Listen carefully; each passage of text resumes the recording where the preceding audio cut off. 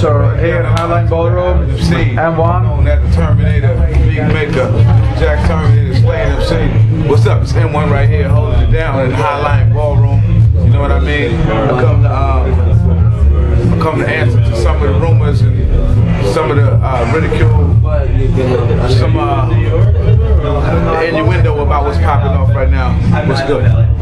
Well, with your new album and in general, you're kind of anti-radio. What do you think is the main problem with the radio? Not even kind of anti-radio. Radio is a dinosaur. It's a thing of the past. I'll tell you what's happening. The people are coming to understand music in a different way. We're getting it everywhere we can. Some of us even injecting chips into their hands just so they get to music first. That's really what's happening in the world right now. You know what I'm saying? People rather have radio waves come straight to their car instead of go to an antenna and into their car. That's how they want to get it. Or directly up the street corner, straight ingested into their system. I mean, eating that shit like food, nourishment. So with that, there's hope for the world because there's a direct relationship between me and you. That's what I'm looking for, a direct relationship between me and you. So the radio is succumbing right now to other people who are putting their other leverage in other places like internet radio, which has also become a very dynamic and powerful force for the future for just exposure. Definitely the capitalists are clamoring in that area, so they're filling that up. But the people with power is there too, so that's what it is. And our campaign has been turn off the radio. So for all y'all who don't know,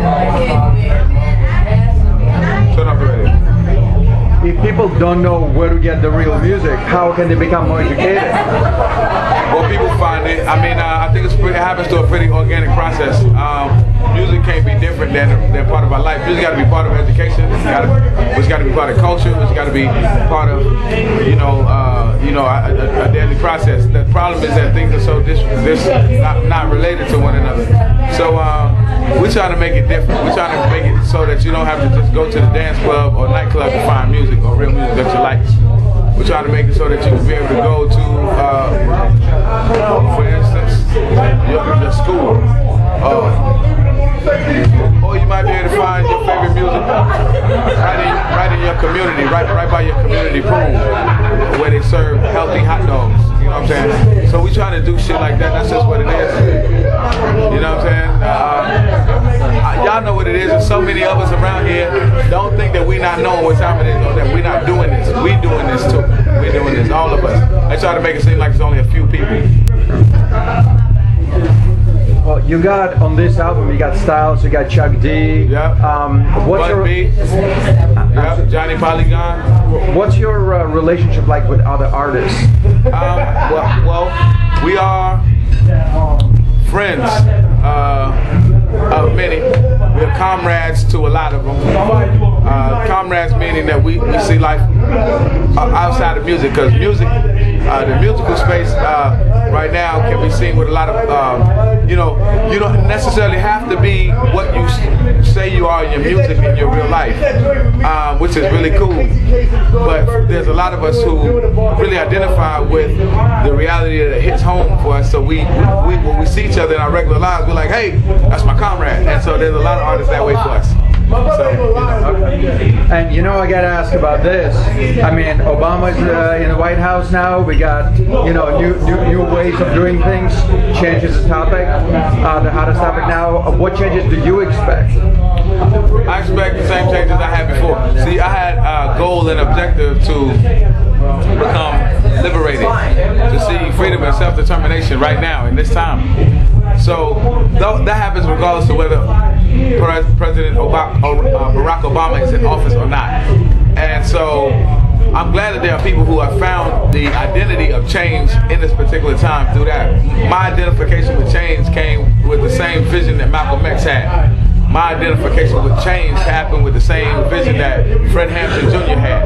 You know what I mean? So I know that this journey ain't begin today for me. It may have began today for a lot of us, but the end of the journey, we hope to make it the same. You know what I mean? So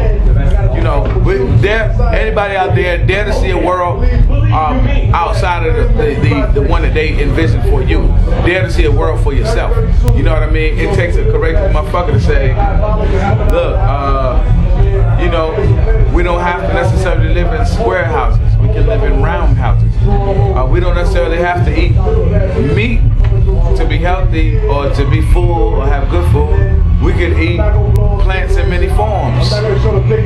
we can create energy that doesn't deplete the earth from the earth. We have to think that these things are possible, and when we think that's possible, then the world is different. So I don't want anything. A lot of times people think when you hear their prayers, we have to be saying fuck the government. And right now, how I feel is fuck the government. But on the real, that's not my focus and my goal all the time. I'm much broader and wider than that. I got too many dudes on the street who are ready to pop the police head off right fucking now. But there's a time and place for everything. So we have to build our movement. You know what I'm saying? And it starts with what we're doing musically. So that's what I do. What comes to you first? The music itself, the art of music, or the message, the social aspect of it? They happen hand in hand. Culturally, we are everything that we are. We are what we envision. So that means when I eat and breathe, I'm ingesting the rhythm of our culture, the science of our diet, our whole historical, meaning. That's what it is. And so it all happens at one time. And when you do that organically, then you get the best music. You get the Bob Marley, the Fela Kutis. You get and it's time. You get the James Brown, you get the Marvin Gaye. You get you get these people who resonate that, and you know what I mean, and become those people who represent our culture in that way. And that's what I hope that I can live up to be. You know. Yeah. Well, looking forward to another great show. Thank you very much. Hey, look, check it out. Post to the People. The album comes out June 23rd, which is about 2 days from now. Check it out. We done this with DJ Green Lantern, who produced half of it. I didn't mean to cut you off. I just got to say it because I feel it's really in my heart. It's very important. We are in the beginning stage of us being able to make a break with what we used to know and do something in a new way. And Dead Prayers are going to be at the forefront of that. So I hope you be there with us.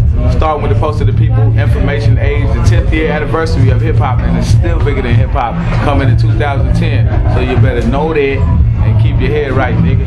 One love. Peace.